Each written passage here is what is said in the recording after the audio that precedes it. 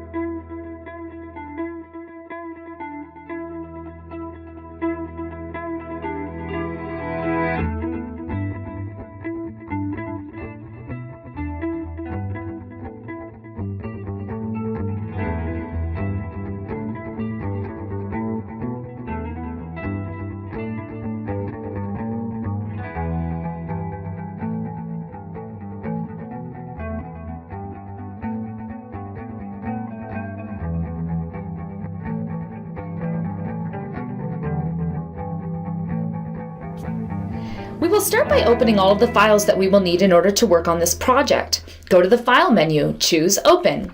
Continue to open files until all of your chosen files are opened. You will see a list of the files in tab format at the top of your screen. For this tutorial, we will be using a JPEG of an AutoCAD file. The JPEG file can be obtained by choosing Plot from the AutoCAD File menu. Choose Drawing to JPEG option. On the screen, you will see an inserted CAD elevation. I've modified the file already by inserting additional image files such as a vanity and two mirrors. I used the commands that we learned in the Introduction to Photoshop tutorial, such as scaling the image with the free transform option. You can see how I've organized my layers here. Layers are critical in Photoshop.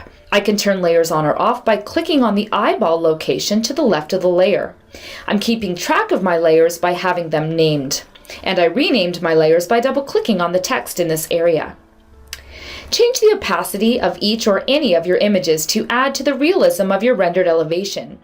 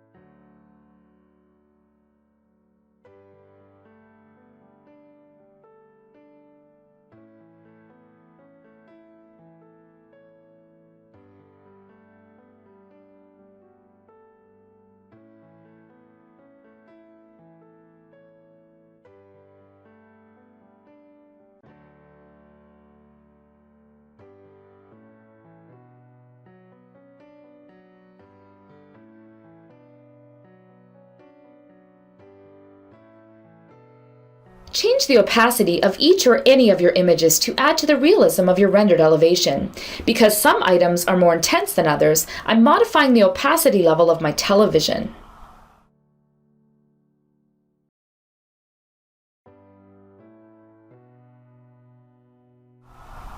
I love the eyedropper tool in Photoshop. Click on the eyedropper. Click on any area on your drawing. I'm essentially color matching anything that I wish. If I want to choose a wall color that matches my tile color, I can use the eyedropper tool to do this. You will see the top color on the bottom left-hand side of your screen change. When I use the paint bucket afterwards, it will paint the walls with the color that was matched from my mosaic tiles. Click on the paint bucket icon on the left. Click on any area of your drawing, making sure that the background layer is selected first.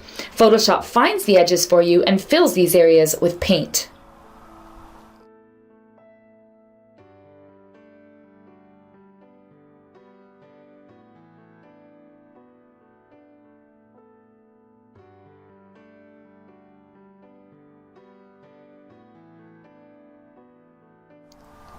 I'm now going to blur some of my edges using the blur tool.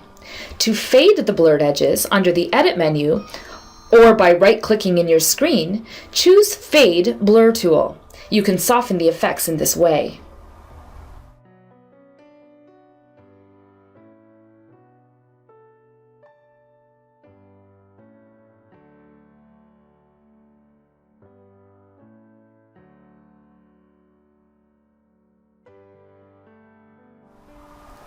The Dodge tool and the Burn tools are two of my favorite tools in Photoshop.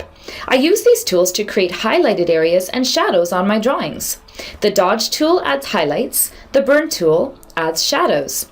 Make sure to change your tool and the size of your tool at the top left-hand side of your screen to create effects that create lighting effects or drama, or a softer tool to create soft shadows and subtle highlights. This will really enhance the realism of your drawing or your two-dimensional elevation. It's important that you use these tools.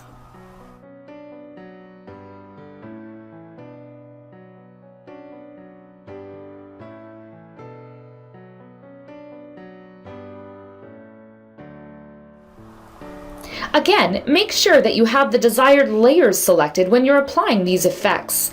The effect won't show up if the layer isn't selected as the current layer.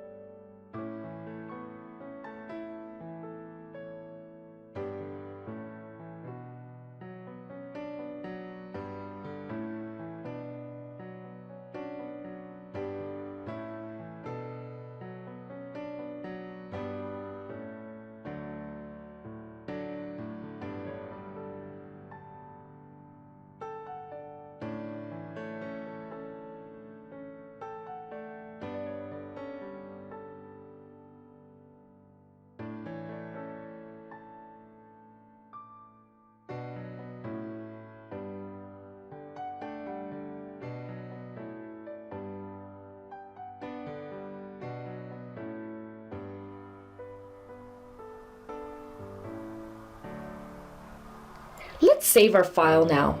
Save the file as a Photoshop file as well as a JPEG file that can be further enhanced later if so desired. We're going to save the file as a JPEG and then reopen this new JPEG file in Photoshop so that we can add a shape and text to use as a title block. I'm essentially merging all of the layers first by saving the file as a JPEG and then reopening.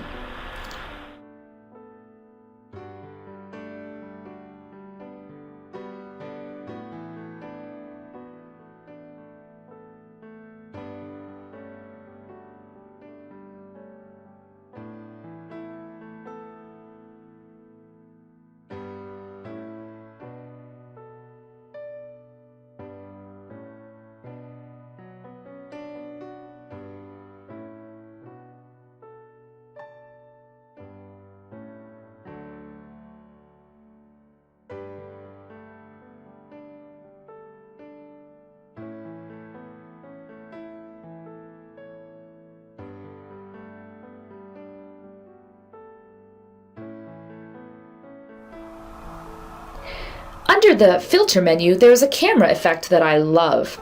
Choose Render, and then Lighting Effects, and then Lens Flare. The Movie Prime option gives an interesting retro flash effect to your drawing. Increase your image size or your resolution quality to enhance the quality of your file. Control- to zoom out, or select Zoom Out from the View menu.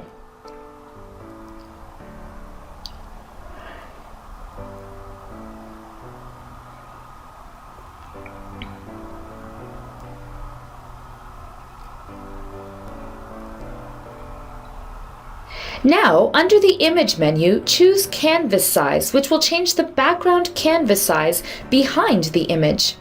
I'm going to make this larger than my image size, which will give me room for a title block at the bottom of my page.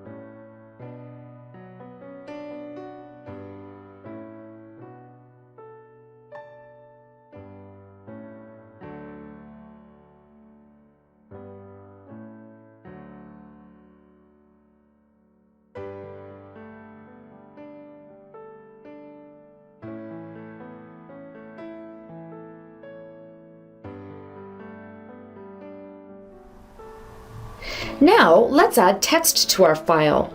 Type the letter T or choose the text icon on the left-hand side. Drag a text box onto your screen the desired size. Modify the text height at the top of the screen, the text style, the text color, and the justification. You will notice that a new layer appears for each text box. This can help you to organize and layer your text if you like.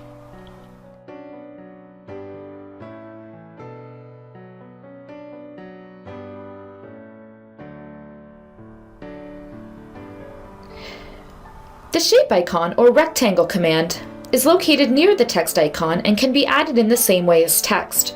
Click and drag onto your screen to add a shape. You can paint the shape any color you wish and layer it with text to use as a backdrop to the text. Change the fill color, the outline color, or the outline width or thickness. You will be prompted to rasterize the image when changing the color of a rectangle. Click on Yes.